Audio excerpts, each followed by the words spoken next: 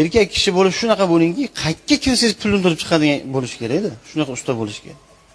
O'g'irlab demoqchi emasmiz, halol mehnat. Shu kirgan joyingizni bitta boltimga burab qo'yib, tushuning o'sha mexanikani ham tushuning, o'sha tilni ham biling, fizikani ham biling, ustachilikni ham qilib ketavering, tomni ham yopib ketavering, kafelni ham bosib ketavering. Qaysi xonadonga kelsangiz pulini olib chiqish kerak-da, halol yo'l bilan. Cho'ntagingiz pulga to'lib ketadi, yigitlar. Hozir shunday zamonki, mehnat qilgan odam pul topadi. Noto'g'ri bo'lsa aytinglar. Qimirlagan odam pul topyapti.